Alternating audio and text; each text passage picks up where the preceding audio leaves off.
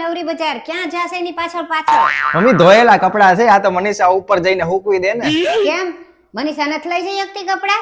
અરે મમ્મી જો તો ખરી કેટલા વજન વાળા કપડા છે, એના નાજુક હાથોમાં પછી આટલા બધા વજન વાળા કેવી રીતે કપડા ઉપડે અને વજન ન લાગે? સાચી વાત છે, બિચારી ન જ ઉપાડી શકે ને, કારણ કે આખા ગામના કપડા લઈને જાસ તું.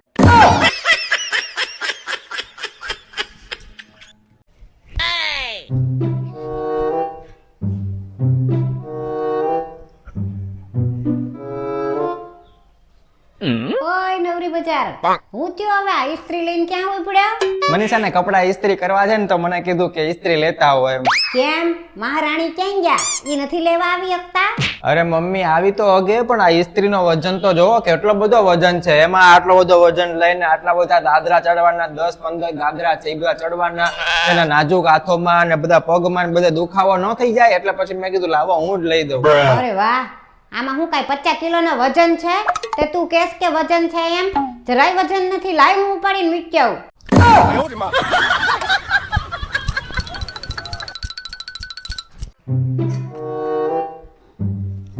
ઓય આ જમવાનું લઈને ક્યાં ઉપડ્યો? અરે મમ્મી મનીષાએ કેટલું બધું કામ કર્યું, ઓલા કપડા સુકવ્યા, પછી ઓલી ઇસ્ત્રી કરી કપડાને બધાને, પછી બધા હંકેલીને મૂક્યા ઇસ્ત્રી કરેલા, એટલે હવે થાકી ગઈ તો મને કે આટલા બધા દાદરા હું નહીં ઉતરી શકું, મને જમવાનું લાવી દો. તો મેં કીધું આ સાચી વાત છે એમ, જમવાનું પછી અહીંથી પાછું લઈને ઉપર ચડવાનું ને, તો એની માટે જમવાનું લઈને જાય. અરે વાહ, બહુ કામ કર્યું હો બિચારીએ. હા હા, કામ કરી કરીને તો થાકી ગઈ. તે હું ઈ નથી ઉતરી શકતી જમવાનું લેવા? એના હાથ પગ હું કાઈ ભાંગી ગયા છે?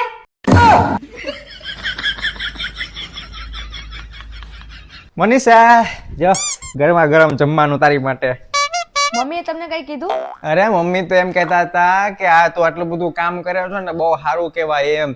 અસલી પતિ તો એને જ કહેવાય કે જે બધું કામ કરે અને એની પત્નીની સેવાય કરે એમ. એના જેવું તો કોઈ જ નથી આ દુનિયામાં, કોઈ ન કહેવાય એમ. આનું તો આમ લાખો કરોડોમાં આવો માણસ એક હોય. વાહ વાહ વાહ, લગન પહેલા તો એકેય કામ નહોતા કરતો, કોઈ દિવસ એક પાણીનો ગ્લાસે હાથે નહોતો ભરતો, અને હવે તો આ મહારાણીએ કેવો જાદુ કરી દીધો છે ને તારી ઉપર, તે બધુંય એનું જ કામ કર્યા કરે. હવે મેં જોયો ને તને કાંઈ કામ કરતા ઘરનું ને એની આગળ પાછળ ફરતા, તો તારા હાથ પગ ભાંગી નાખીશ, ધ્યાન રાખજે તું, અને તારું આ બધુંય કાઢી નાખીશ હવા.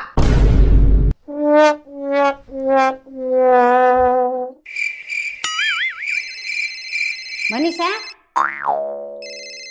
આ ફોન ની રિંગ વાગે છે, ઉપાડ ને. હા આવું 2 મિનિટ.